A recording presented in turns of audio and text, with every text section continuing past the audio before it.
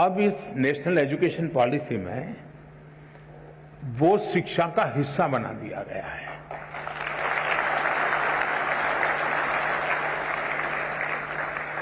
यानी खेलकूद खेलना खिलने के लिए बहुत अनिवार्य होता है। बिना खेले कोई खिल नहीं सकता। अगर आप खिलना चाहते हैं, खुलना चाहते हैं, तो खेल जीवन में बहुत जरूरी है।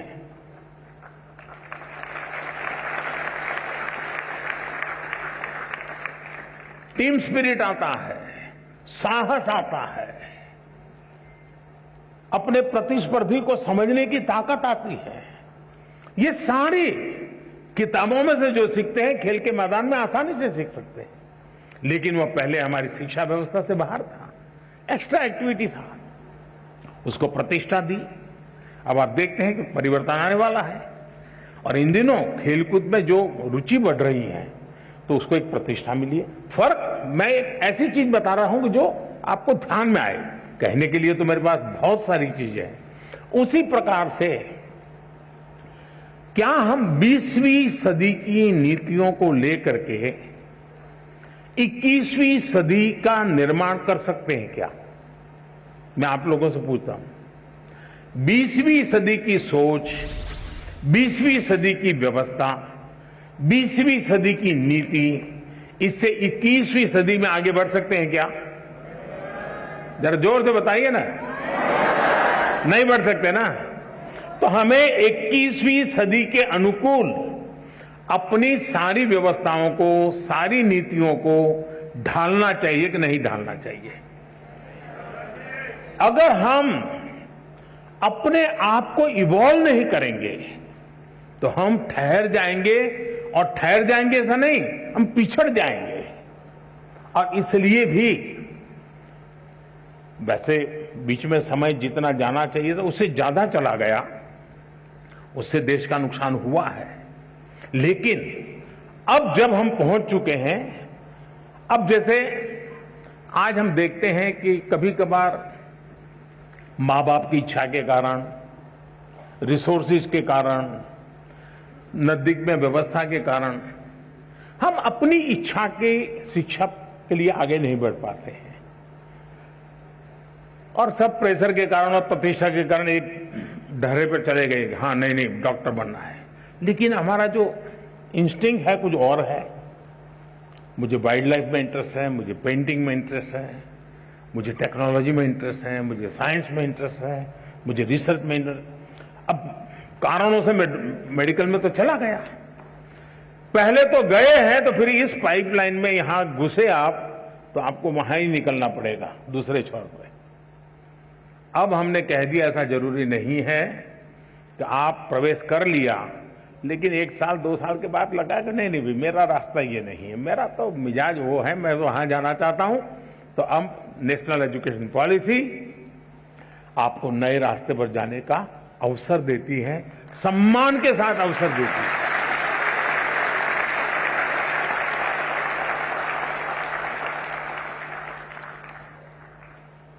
आज हम जानते हैं पूरी दुनिया में स्किल का महात्म्य बहुत बढ़ गया है। सिर्फ शिक्षा, सिर्फ ज्ञान का भंडार ये इनफ नहीं है, हुनर भी होना चाहिए, स्किल होनी चाहिए। अब इसको हमने सिलेबस का हिस्सा बनाया है ताकि उसका पूर्ण विकास के लिए उसको खुद को अवसर मिल जाए। आज खुशी हुई, मैं अभी एक प्रदर्शनी देख के आया। नेशनल एजुकेशन पॉलिसी का क्या रिफ्लेक्शन होता है वो छोटे से रूप में आज शिक्षा विभाग के लोगों ने रखा था। मैं शिक्षा विभाग को बधाई देता हूं, यानी बहुत ही प्रभावित था। आनंद आता था कि हमारे 8वीं 10वीं कक्षा के बच्चे 3D प्रिंटर बना रहे हैं।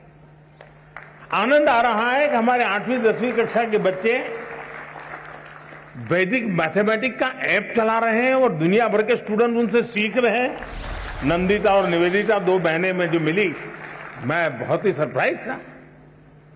हमारे यहां तो इन चीजों को बुरा माना जाने वाला एक वर्ग होता है, लेकिन उन्होंने दुनिया भर में अपने स्टूडेंट खोज लिए हैं। वे खुद स्टूडेंट हैं लेकिन गुरु बन गए। अब देखिए उन्होंने टेक्नोलॉजी का भरपूर उपयोग किया है, टेक्नोलॉजी से वो डरे नहीं है, टेक्नोलॉजी का उपयोग किया है। उसी प्रकार से मैंने देखा कुछ स्कल्पचर्स बनाए हुए हैं, कुछ अच्छे पेंटिंग बनाए, और इतना ही नहीं, उसमें विजन था। ऐसे ही करने के लिए नहीं किया गया, मैं उस विजन को अनुभव करता था। इसका मतलब हुआ कि नेशनल एजुकेशन पॉलिसी व्यक्तित्व के विकास के लिए बहुत सारे अवसर दे रही है। और इस अर्थ में मैं कहूंगा कि हम जितनी बारीकी से नेशनल एजुकेशन पॉलिसी को समझेंगे और प्रत्यक्ष में उसको धरती पर उतारेंगे, आप देखिए मल्टीपल बेनिफिट्स आपके सामने होंगे। तो मेरी देश भर के टीचर्स को, देश भर के शिक्षाविदों से, देश भर के स्कूल से मेरा आग्रह है कि आप इसकी बारीकियों को जमीन पर उतारने के नए नए तरीके डेवलप कीजिए, और जितने ज्यादा तरीके होंगे उतने ही ज्यादा अवसर प्राप्त होंगे। मेरी शुभकामनाएं हैं।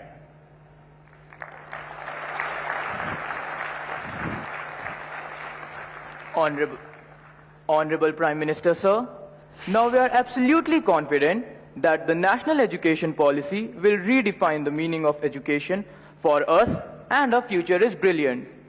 हम खेलेंगे तो अवश्य खेलेंगे।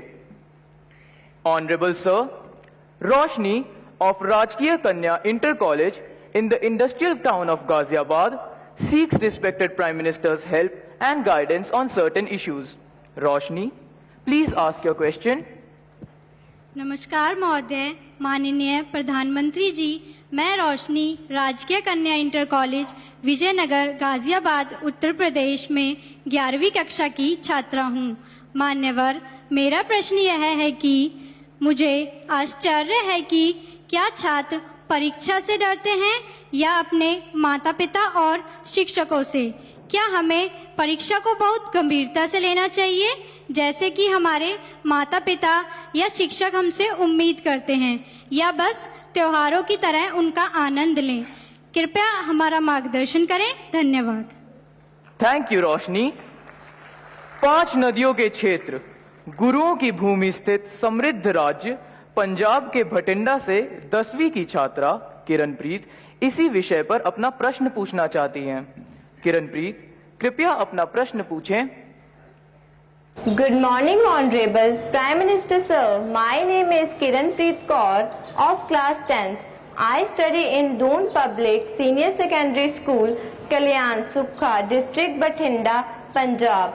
Sir, my question to you is, how do I deal with my family's disappointment if my results are not good? I don't have negativity against my parents, because I know they need more reassurance than I do. Thank you, sir. Please guide me. धन्यवाद Kiranpreet. Honorable Prime Minister, sir, like many of us, Roshni and Kiranpreet also find it a challenge to deal with the expectations of their parents and teachers. We look forward to your advice. Honorable sir. रोशनी, क्या कारण है कि आपने जब ये सवाल पूछा तो सबसे ज्यादा तालियां बजी? क्या कारण है?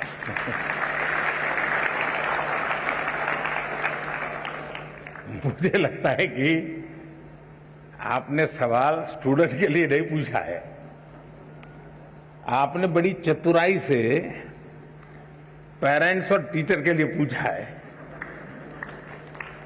और मुझे लगता है कि आप चाहती हैं कि मैं आज यहां से हर एक के पेरेंट्स को और टीचर्स को कुछ यहां से कह दूं ताकि आपके काम आ जाए।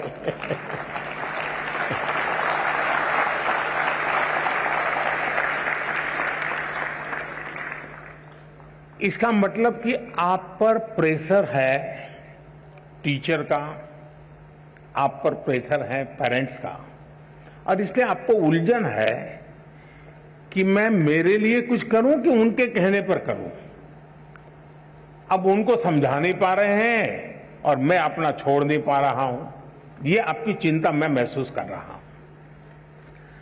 मैं सबसे पहले तो पेरेंट्स को और टीचर्स को ये जरूर कहना चाहूंगा कि कृपा करके आप मन में सपने लेकर के जीते हैं, या तो जो सपने आपके खुद के अधूरे रह गए हैं, आप जो करना चाहते थे अपने विद्यार्थी काल में, आप जो अपने जीवन में करना चाहते थे वो नहीं कर पाए, और इसलिए दिन रात आपको लगता है कि बस इसको तो वो बना के रहूंगा। यानी आप अपने मन की बातों को, अपने सपनों को, अपनी अपेक्षाओं आकांक्षाओं को अपने बच्चे में एक प्रकार से इंजेक्ट करने की कोशिश करते हैं। बच्चा आपको रिस्पेक्ट करता है, मां बाप की बात को बहुत महत्व देता है। दूसरी तरफ टीचर कहते हैं कि देखिए तुम्हें ये करना है, तुम ये करो, हमारे स्कूल में तो ये है रहता है, हमारी तो ये परंपरा है। आपका मन कुछ तीसरा ही करता है। और ज्यादातर हमारे बच्चों के विकास में ये जो कंफ्यूज और कॉन्ट्राडिक्टरी जो प्रभावों के बीच में उसे गुजरना पड़ता है, ये उसके लिए बहुत बड़ी चिंता का विषय होता है। और इसलिए पुराने जमाने में टीचर का परिवार से संपर्क रहता था। परिवार के हर लोग को टीचर जानते थे, और परिवार भी अपने बच्चों के लिए क्या सोचता है उसे टीचर परिचित होते थे। टीचर क्या करते हैं, कैसा करते हैं, वो उससे पेरेंट्स परिचित होते थे। यानी एक प्रकार से शिक्षा एक, चाहे स्कूल में चलती हो, शिक्षा घर में चलती हो, हर कोई एक ही प्लेटफॉर्म पर होता था। और उसके कारण अब क्या हुआ है, बच्चा दिन भर क्या करता है मां बाप को समझ नहीं है, जानते नहीं है। टीचर को सिलेबस से लेना देना है, मेरा सिलेबस पूरा हो गया, मेरा काम हो गया, मैंने अच्छी तरह से पढ़ाया, बहुत मेहनत करके पढ़ाते, ऐसा नहीं कि नहीं पढ़ाते, लेकिन उसको लगता है कि मेरी जिम्मेवारी है सिलेबस पूरा करूं, वो मेरा दायित्व है। लेकिन बच्चे का मन कुछ और करता है।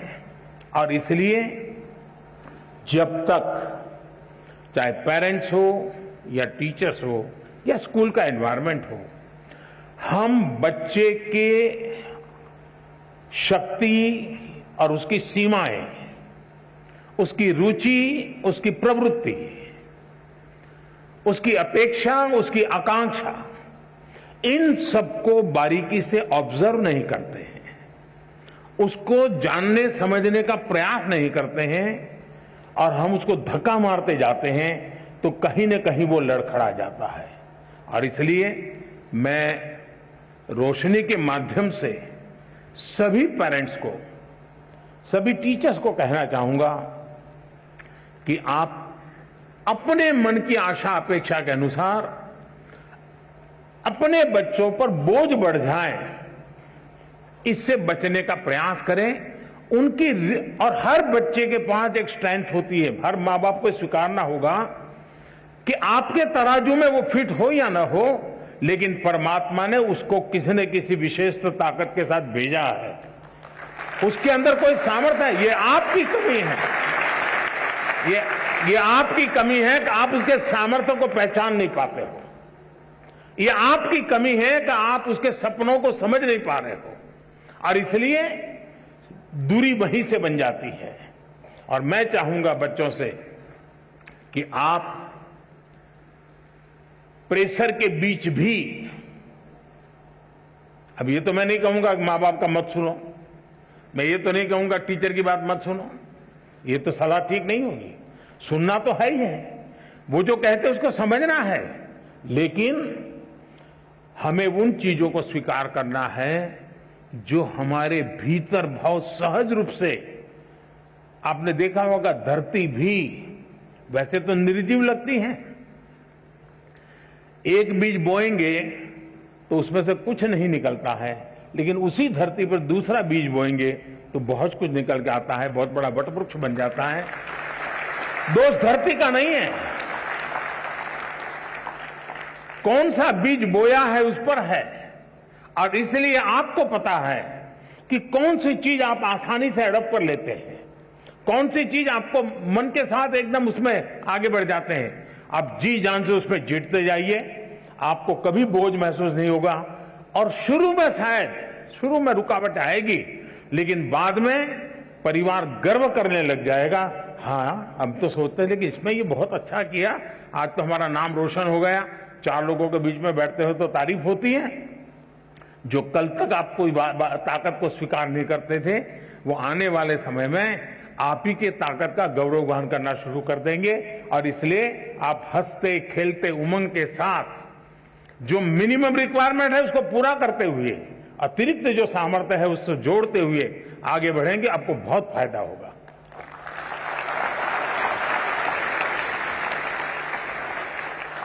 श्रद्धेय प्रधानमंत्री जी, आपने अभिभावक एवं शिक्षक की आशाओं अपेक्षाओं के बीच बच्चों की रुचि एवं आकांक्षाओं को नई शक्ति दी है। आपका कोटि कोटि धन्यवाद। Honorable Prime Minister Sir, from the culturally rich city of Delhi, Vaibhav, a class 10 student of Kendriya Vidyalaya Janakpuri, earnestly seeks your counsel regarding his problem. Vaibhav, please ask your question. नमस्कार प्रधानमंत्री जी, मेरा नाम वैभव कनौजिया है। मैं कक्षा 10वीं का छात्र हूँ। मैं केंद्रीय विद्यालय जनकपुरी दिल्ली में पढ़ता हूँ। महोदय, मेरा आपसे यह प्रश्न है कि how to stay motivated and succeed when we have so many of backlog. Thank you sir. धन्यवाद वैभव। माननीय प्रधानमंत्री जी, हम बच्चे ही नहीं, हमारे अभिभावक भी आपसे अपनी समस्याओं का निदान चाहते हैं। सुजीत कुमार प्रधान जी, जो झारसुगुड़ा उड़ीसा से एक अभिभावक हैं, आपसे इसी विषय पर मार्गदर्शन की अपेक्षा रखते हैं। श्रीमान सुजीत प्रधान जी, कृपया अपना प्रश्न पूछें। माननीय प्रधानमंत्री जी नमस्कार, मेरा नाम सुजीत कुमार प्रधान। मेरा प्रश्न है, पाठ्येतर गतिविधि के लिए बच्चों को कैसे प्रेरित करें? धन्यवाद। धन्यवाद श्रीमान। माननीय प्रधानमंत्री जी, स्थापत्य और चित्रकला के धनी राजस्थान के जयपुर की कक्षा 12वीं की छात्रा कोमल शर्मा आपसे अपनी परेशानी का हल चाहती हैं। कोमल, कृपया अपना प्रश्न पूछें। नमस्कार माननीय प्रधानमंत्री जी महोदय, मेरा नाम कोमल शर्मा है। मैं राजकीय बालिका उच्च माध्यमिक विद्यालय बगरू जयपुर कक्षा 12वीं की छात्रा हूँ। मेरा प्रश्न आपसे ये था कि मेरे एक सहपाठी का एक पेपर अच्छा नहीं गया है, तो मैं उसे दिलासा कैसे दूं? धन्यवाद। धन्यवाद Komal. Honourable prime minister sir, Aaron Eapen, a class 10 student of Qatar, is overwhelmed by a similar problem. Aaron, please go ahead and ask your question. Namaste sir, greetings from MES Indian School, Doha, Qatar. My name is Aaron Epen of class 10. My questions to the Honorable Prime Minister of India are these: how to stop myself from procrastinating and how to keep away my exam fears and the sense of lack of preparation. Thank you, Aaron. Honorable Prime Minister sir, Vaibhav, Mr. Pradhan ji, Komal and Aaron are eager to gain from your wisdom on how to handle the problem of lack of motivation and how to sustain commitment to academics. Also, many other students from all over India want to know how to ensure that they participate equally in extracurricular activities to be well-integrated individuals. Kindly guide all of us, sir. कोई ये सोचता हो कि motivation का कोई injection मिलता है, और वो इंजेक्शन हम लगवा दें तो फिर मोटिवेशन का एश्योरेंस मिल जाता है। किसी को लगता है कि ये फॉर्मूला मिल जाए तो फिर मोटिवेशन की कभी समस्या नहीं रहेगी। तो मैं समझता हूं कि ये बहुत बड़ी गलती होगी। लेकिन पहले तो खुद को आप ऑब्जर्व कीजिए कि आप वो कौन सी बातें होती हैं जिससे पूरी तरह डीमोटिवेटेड हो जाते हैं। आपको पता चलेगा, आप दिन भर देखेंगे, सप्ताह भर देखेंगे, महीने भर देखेंगे तो आप पकड़ पाएंगे कहा जब ऐसा होता है तो मुझे लगता है वो मैं कुछ नहीं कर सकता, ये मेरे लिए कठिन है। तो एक खुद को जानना और उसमें भी वो कौन सी बातें हैं जो मुझे हताश कर देती है, निराश कर देती है, एक बार उसको जान लें और उसको एक बार नंबर बॉक्स में डाल दें, ठीक है। फिर आप कोशिश कीजिए कि वो कौन सी चीजें हैं जो सहज रूप से आपको मोटिवेट करती हैं। जो बातें सहज रूप से आपको मोटिवेट करती हैं उसको आप आइडेंटिफाई कीजिए। मान लीजिए आपने कोई बहुत अच्छा गाना सुना, सिर्फ उसका संगीत नहीं, उसके शब्दों में कुछ चीजें ऐसी है कि आपको लगता है हाँ यार, सोचने का तरीका ये भी हो सकता है। तो आपने देखा होगा कि आप अचानक नए सिरे से सोचना शुरू कर देते हैं। किसी ने आपको बताया था? नहीं बताया था, लेकिन आपने खुद को तैयार किया था कि वो कौन सी चीजें हैं जो मुझे मोटिवेट करते, आपने पकड़ लिया तो आपको मन करेगा हाँ ये मेरे लिए बहुत काम की चीज है। इसलिए मैं चाहूंगा कि आप स्वयं के विषय में जरूर एनालिसिस करते रहिए, उसमें किसी और की मदद के चक्कर में मत पड़िए। बार बार किसी को एक जाके मत कहो यार मेरा मूड नहीं है, मुझे मजा नहीं आता है। फिर आपके अंदर एक ऐसी वीकनेस पैदा होगी कि हर बार आप सिंपैथी चाहेंगे। फिर आपका मन करेगा मम्मी मेरे पास बैठे हैं, जरा मुझे पुचकारे पुलकारे, समय में जरा उत्साहित करे, मेरा लालन पालन करे। तो एक वीकनेस धीरे धीरे डेवलप हो जाएगी। कुछ पल तो अच्छे चले जाएंगे।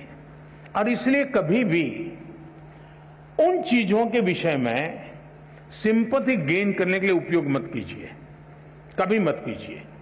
है जीवन में मुसीबतें आई, निराशा आई, हताशा आई, मैं उसको खुद जीऊंगा, मैं उससे जम करके उससे जंग करूंगा और मेरी ही निराशा, मेरी उदासीनता को मैं ही खत्म कर दूंगा, मैं ही उसको कब्र में गाड़ दूंगा, ये विश्वास पैदा कीजिए।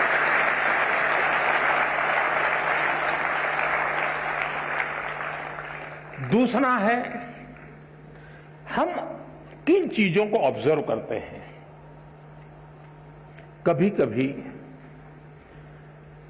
कुछ चीजों को ऑब्जर्व करने से भी हमें बहुत प्रेरणा मिलती है। अब मान लीजिए आपके ही पर घर में एक 3 साल का बच्चा है, 2 साल का बच्चा है, उसको कुछ लेना है लेकिन उसके लिए बड़ा मुश्किल है। आप दूर से देखते रहिए कि वो गिर जाएगा, पहुंच नहीं पाएगा, थक जाएगा तो थोड़ी देर चला जाएगा, फिर आएगा, फिर कोशिश करेगा। मतलब आपको वो सिखा रहा है कि ठीक है मेरे लिए मुश्किल है लेकिन मैं अपनी कोशिश नहीं छोड़ूंगा। ये मोटिवेशन क्या किसी स्कूल में किसी ने पढ़ाया था क्या? उस 2 साल के बच्चे को कोई प्राइम मिनिस्टर गया था कहने के लिए क्या? किसी प्राइम मिनिस्टर ने समझाया था क्या? करे निराश मत हो जा बेटे, खड़े हो जाओ, दौड़ो, ऐसा कहने गया था क्या? जी नहीं। ईश्वर ने एक इनहेरेंट क्वालिटी हम सब में रखी हुई है जो हमें कुछ न कुछ करने के लिए वो ड्राइविंग फोर्स बनती है। छोटे बालक में भी होता है। हमने कभी इन चीजों को ऑब्जर्व किया है? आपने देखा होगा कि कोई दिव्यांग अपनी कुछ गतिविधि करता है, उसने अपने तरीके ढूंढ लिए हैं, बहुत अच्छे ढंग से करता है, लेकिन हमने माइन्यूटली ऑब्जर्व किया कि देखिए भाई, ईश्वर ने उसकी इतनी शरीर में कमियां दी है लेकिन उसने हार नहीं मानी है, उसने अपनी कमियों को ही शक्ति बना दिया है।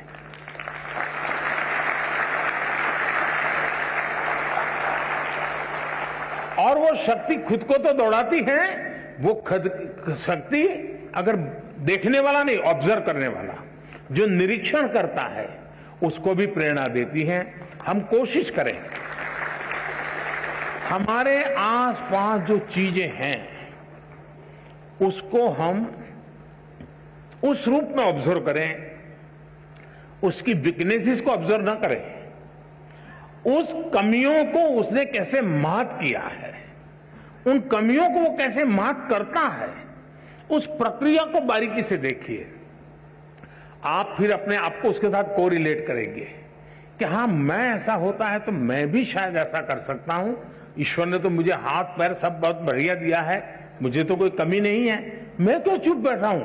आप खुद दौड़ने लग जाएंगे। और इसलिए मुझे लगता है कि दूसरा एक विषय है, क्या कभी आप खुद की एग्जाम लेते हैं क्या? आप अपनी एग्जाम भी तो कभी लीजिए, कोई आपकी एग्जाम क्यों ले?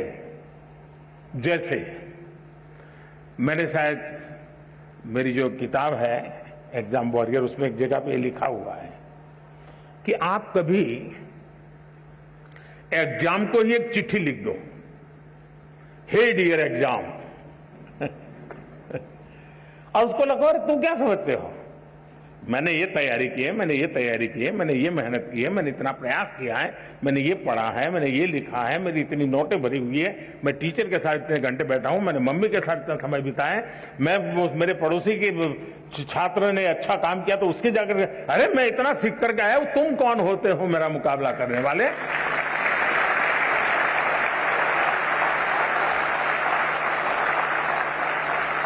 तुम क्या होते हैं मेरी एग्जाम लेने वाले? मैं तुम्हारी एग्जाम ले रहा हूं, मैं देखता हूं तुम मुझे नीचे गिरा करके दिखा दो, मैं तुम्हें नीचे गिरा करके दिखा देता हूं।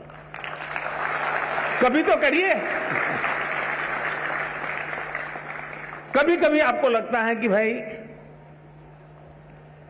मैं ये जो सोचता हूं सही है गलत है, आप ऐसा कीजिए, एक बार रिप्ले करने की आदत बनाइए। रिप्ले करने की आदत बनाएंगे तो आपको एक नई दृष्टि मिलेगी। जैसे मानो क्लास के अंदर कुछ सीख करके आए हो, आपके 3-4 दोस्त हैं, बैठिए और आज जो सीखा है आप ही टीचर बन के आपके 3 दोस्तों को सिखाइए, फिर दूसरा दोस्त और 3 को सिखाए, फिर तीसरा दोस्त और 3 को सिखाए, फिर चौथा दोस्त, यानी एक प्रकार से जितने पाया होगा वो परोसेगा और हर एक को ध्यान में आएगा, देखिए यार उसने इस बिंदु को पकड़ा था, मुझसे छूट गया था, उसने इस पॉइंट को पकड़ा था, मुझसे छूट गया था। चारों लोग जब रिप्ले करेंगे उस बात को और खुद आप करेंगे, किताब नहीं है, कुछ नहीं है, सुना है, आप देखिए वो आपका अपना बन जाएगा।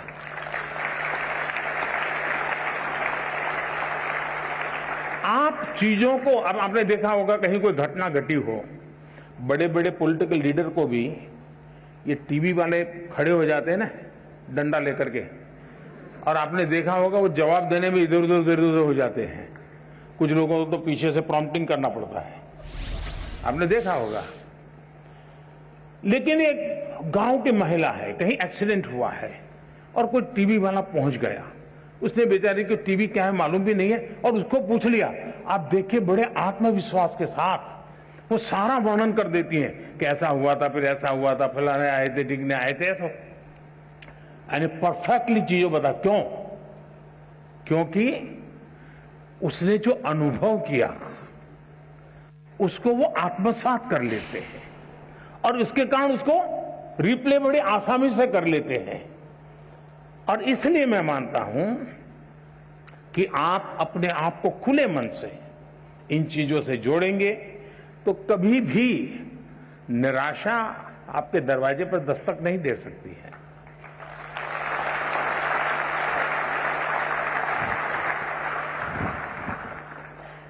Honorable Prime Minister, sir, thank you for giving us the mantra to think, observe and believe.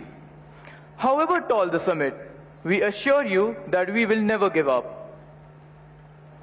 माननीय प्रधानमंत्री जी, अपनी कला, संस्कृति और परंपराओं के लिए प्रसिद्ध खम्मम तेलंगाना से यादा अनुषा, जो कि 12वीं कक्षा की छात्रा हैं, आपसे अपने प्रश्न का समाधान चाहती हैं। अनुषा, कृपया अपना प्रश्न पूछिए। माननीय प्रधानमंत्री जी नमस्कार। मेरा नाम यादा अनुषा है। मैं गवर्नमेंट जूनियर कॉलेज नागुलंजा में 12 कक्षा पढ़ रही हूँ। मैं खम्मम जिले तेलंगाना से हूँ। सर, मेरे सवाल यहाँ है कि जब शिक्षक हमें पढ़ाते हैं तो हम समझ जाते हैं, लेकिन कुछ समय या कुछ दिनों के बाद हम भूल जाते हैं। कृपया इसके बारे में मेरी मदद करें। धन्यवाद सर। धन्यवाद अनुषा। मान्यवर, हमें एक अन्य प्रश्न नमो ऐप के माध्यम से प्राप्त हुआ है, जिसमें प्रश्नकर्ता गायत्री सक्सेना जानना चाहती है, परीक्षा देते समय उनके साथ अक्सर ऐसा होता है, जो पढ़े और याद किए हुए विषय हैं वो भी परीक्षा हॉल में भूल जाते हैं, जबकि परीक्षा से पहले या परीक्षा के बाद साथियों से बात करते समय उन्हें वही जवाब ध्यान में रहता है। ऐसी स्थिति को बदलने के लिए क्या करना चाहिए? मान्यवर, अनुषा एवं गायत्री सक्सेना के जैसे प्रश्न अनेक अन्य लोगों के मन में भी है, जिनका संबंध स्मरण शक्ति से है। कृपया इस दिशा में मार्गदर्शन कर कृतार्थ करें। माननीय प्रधानमंत्री जी। शायद हर विद्यार्थी के दिमाग में ये विषय कभी न कभी तो एक समस्या बन करके खड़ा हो ही जाता है। हर एक को लगता है कि मुझे याद नहीं रहता है, ये मैं भूल गया। लेकिन आप अगर देखेंगे, इवन एग्जाम के टाइम पर अचानक ऐसी चीजें आपकी निकलने लगेगी कि आपको कभी एग्जाम से बाहर, अरे मैंने तो पिछले हफ्ते भर में कभी इस विषय को छुआ नहीं था, अचानक क्वेश्चन आ गया, लेकिन मेरा जवाब बहुत अच्छा हो गया। मतलब कहीं पर स्टोर था, आपका भी ध्यान नहीं था, अंदर स्टोर था। और वो स्टोर क्यों था? क्योंकि जब वो भर रहे थे तब दरवाजे खुले थे, कपबोर्ड खुला हुआ था, इसलिए अंदर वो गया। अगर कपबोर्ड बंद होता, कितना ही पड़ोसते, कुछ नहीं जाता। और इसलिए कभी कभी ध्यान शब्द ऐसा है कि लोग उसको योगा, मेडिटेशन, हिमालय, ऋषि, मुनि वहां जोड़ देते हैं। मेरा बड़ा सिंपल सा मत है, ध्यान का मतलब क्या है? अगर आप यहां आए, लेकिन अभी आप सोते होंगे कि मम्मी घर पे टीवी देखती होगी, वो ढूंढती होंगी मैं किस कोने में बैठा हूं। मतलब आप यहां नहीं हैं, आप घर में हैं। आपके दिमाग में यही है कि मम्मी टीवी देखती होगी कि नहीं देखती होगी, मैं यहां बैठा हूं, वो उनको नजर आया होगा कि नहीं आया होगा। आपका ध्यान यहां होना चाहिए था, लेकिन आपका ध्यान वहां है, मतलब आप बेध्यान है। अगर आप यहां हैं तो आप ध्यान में हैं, आप वहां हैं तो आप बेध्यान हैं। और इसलिए ध्यान को इतनी सरलता से जीवन में स्वीकार कीजिए, आप इतनी सरलता से स्वीकार कीजिए। ये कोई बहुत बड़ा साइंस है और कोई बहुत बड़ा नाक पकड़ करके हिमालय में जाके बैठना पड़ता है, ऐसा नहीं है जी। बहुत सरल है। आप उस पल को जीने की कोशिश कीजिए। अगर उस पल को आप जी भर के जीते हैं तो वो आपकी शक्ति बन जाता है।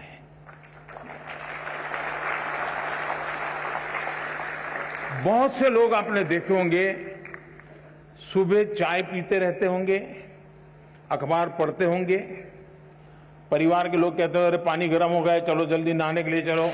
नहीं नहीं, मुझे अखबार पढ़ना है। फिर कहेंगे नहीं नहीं, नाश्ता गर्म है, ठंडा हो जाएगा। फिर भी कहें नहीं, मुझे अखबार पढ़ना है। कभी उन माताओं से मैं कहता हूं जो घर में ऐसी परेशानी करते हैं, उनको जरा शाम को पूछो कि आज अखबार में क्या पढ़ा था। मैं 99% लोग बताता हूं, वो नहीं कह पाएंगे कि आज के अखबार की हेडलाइन क्या थी।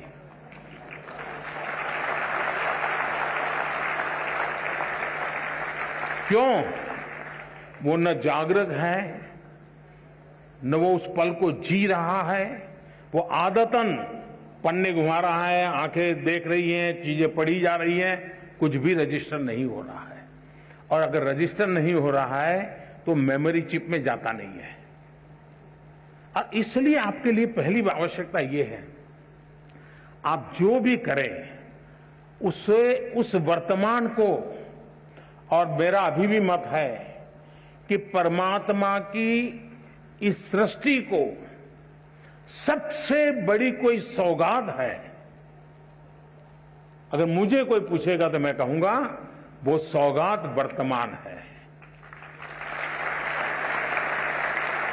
जो इस वर्तमान को जान पाता है, जो इस वर्तमान को जी पाता है, जो इस वर्तमान को आत्मसात कर पाता है, उसके लिए भविष्य के लिए कभी भी क्वेश्चन मार्क नहीं होता है।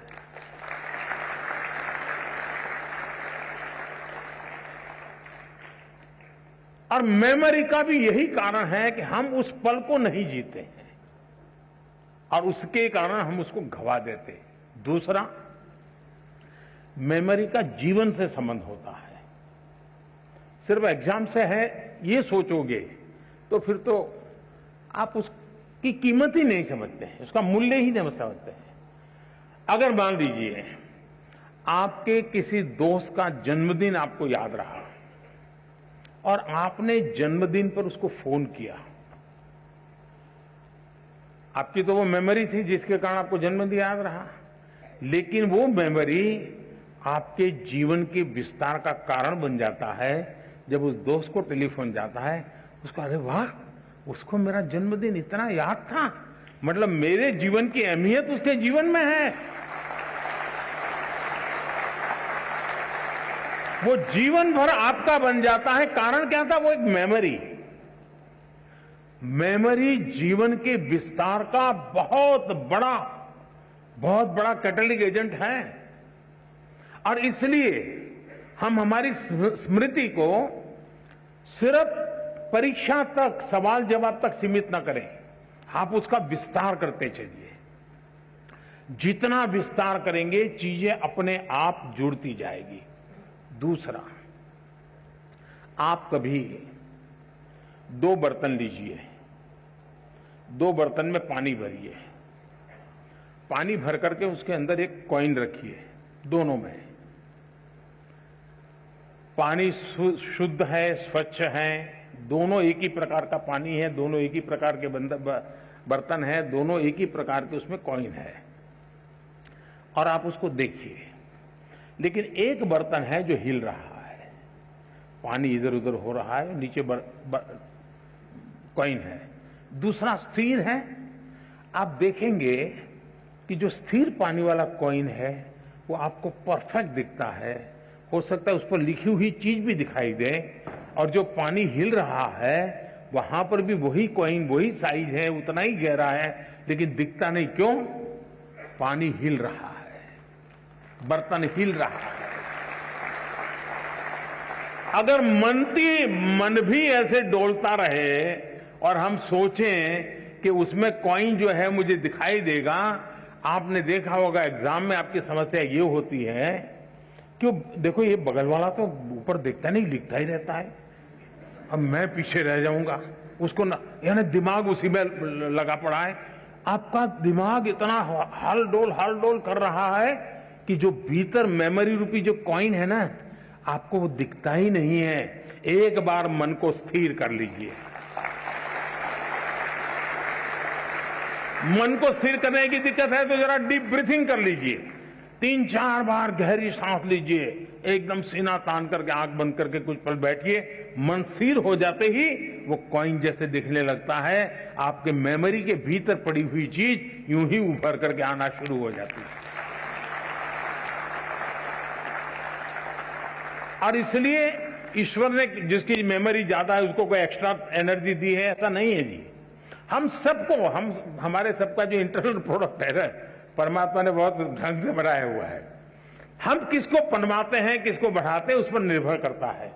तो आप इसको बहुत आसानी से कर सकते हो।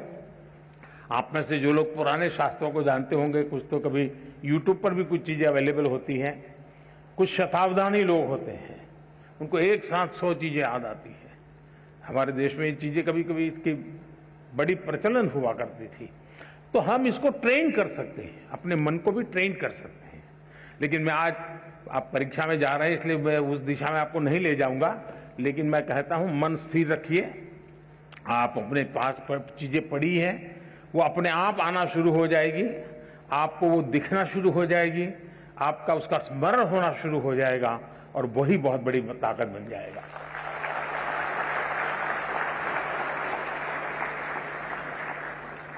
माननीय प्रधानमंत्री जी, आपने जिस स्नेहपूर्ण सरलता से हमें ध्यान की विधि सिखाई, निश्चय ही मेरी तरह सबका मन खिल उठा है। धन्यवाद महोदय। माननीय प्रधानमंत्री जी, खनिज संसाधनों से समृद्ध राज्य, मनोरम पर्यटन स्थल रामगढ़ झारखंड से कक्षा 10वीं की छात्रा श्वेता कुमारी आपसे अपने प्रश्न का समाधान चाहती हैं। श्वेता, कृपया अपना प्रश्न रखिए। माननीय प्रधानमंत्री जी नमस्कार, मैं श्वेता कुमारी केंद्रीय विद्यालय पतरातू की 10वीं की छात्रा हूँ। मैं आपसे एक प्रश्न करना चाहती हूँ। मेरी पढ़ाई में प्रोडक्टिविटी रात का समय अधिक होती है, पर सब मुझे दिन में पढ़ने को बोलते हैं, मैं क्या करूँ? धन्यवाद। धन्यवाद श्वेता। आदरणीय प्रधानमंत्री जी, नमो ऐप के माध्यम से प्राप्त प्रश्न जिसमें राघव जोशी के सामने एक अजीब सी दुविधा है। माँ बाप हमेशा कहते हैं पहले पढ़ाई करो फिर खेल कूद करो, लेकिन उन्हें लगता है कि खेलने कूदने के बाद पढ़ाई करते हैं तो उन्हें चीजें बेहतर तरीके से समझ में आती हैं। कृपया राघव एवं श्वेता के साथ साथ उन जैसे कई विद्यार्थियों को समझाएं कि वे ऐसा क्या करें कि उनकी प्रोडक्टिविटी श्रेष्ठतम हो। हम सबकी दुविधा का समाधान करने की कृपा करें। माननीय प्रधानमंत्री जी। ये बात सही है कि हर कोई चाहता है कि उसके समय का सदुपयोग हो, जिस काम के लिए समय लगाया है उसका उतना ही उसको लाभ मिले। और ये अच्छी सोच है और ये आवश्यक भी सोच है कि हमें हमेशा जागृत रूप से प्रयास करना चाहिए कि क्या मैं जो समय लगा रहा हूं, मैं जो समय खपा रहा हूं, उसका मुझे आउटकम मिलता है कि नहीं मिलता है।